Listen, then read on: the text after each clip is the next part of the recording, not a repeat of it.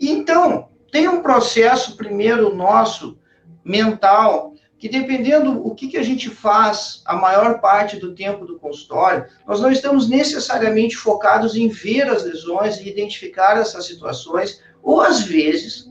nós vemos aquelas alterações que são consideradas anatômicas, que são consideradas simples, e a gente faz só o nosso raciocínio mental, isso aí é tal coisa, não é nada, e nem sequer discute isso ou mostra isso para o paciente.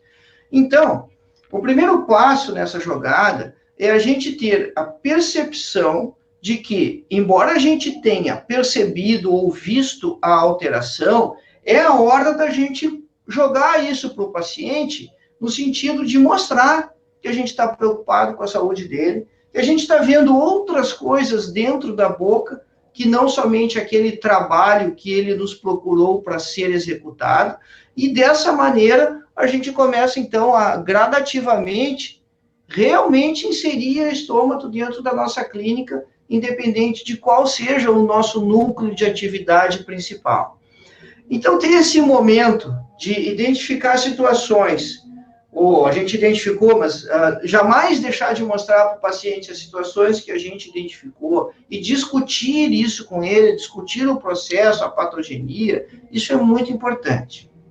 Na maioria das vezes, quando nós recebemos encaminhamentos de pacientes, de colegas, esses encaminhamentos, eles acontecem justamente porque o colega ficou com medo da lesão. E por que eventualmente, os colegas têm medo da lesão, se fazem processos de tratamento, fazem procedimentos muito mais elaborados e muito mais complexos. Usualmente, isso é um pouco de insegurança, por não costumar identificar as lesões e trazer, é algo assim, não sei qual é a melhor palavra, mas talvez a gente possa dizer que é algo incutido na nossa formação, ter medo de piorar um caso, porque a gente sempre escuta essas histórias, né? O paciente tinha uma lesão, perderam muito tempo, e aí aquela lesão piorou, e no fim era um câncer. E parece que tudo na boca é câncer,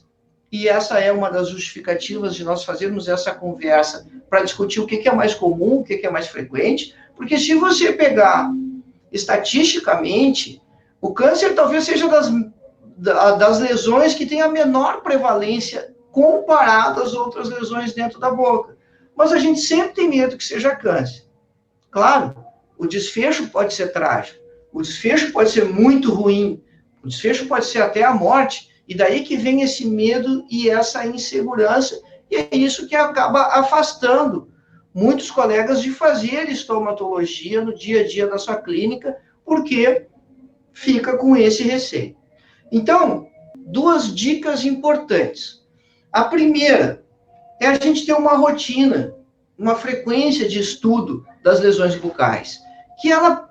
pode ser muito leve, mas assim, vale a pena ter um livro de estômago, um atlas, um livro de patologia no consultório, ou um bom site de referência, ou um bom material organizado para estudar, e estudar aquilo num ritmo lento, entre um paciente e outro. Você foca numa lesão, estuda bem aquela, você pode escolher duas formas de abordar, você pode escolher aquelas que você já sabe mais, porque vai ser mais fácil para você ir pegando o ritmo, ou você pode ir para o outro lado e justamente ir para aquelas que você menos domina. E aí você começa a ganhar segurança no processo de diagnóstico. A segunda questão importante, e aí que vem essa história assim, de ter medo de piorar o caso, de não entender o que estava acontecendo, e de aí o paciente evoluir mal, ela acontece justamente no problema de condução do caso, a gente pode chamar isso de conduta de diagnóstico. Nós julgamos isso, nós, assim, eu, as pessoas que eu trabalho junto, as pessoas com quem, os grupos de trabalho que a gente faz parte, a gente acha esse processo de diagnóstico tão importante que eu escrevi um e-book tratando justamente desse processo de diagnóstico. Então, o e-book está de graça, né? Entra lá no www.curartransforma.com.br, caso você não tenha o e-book ainda,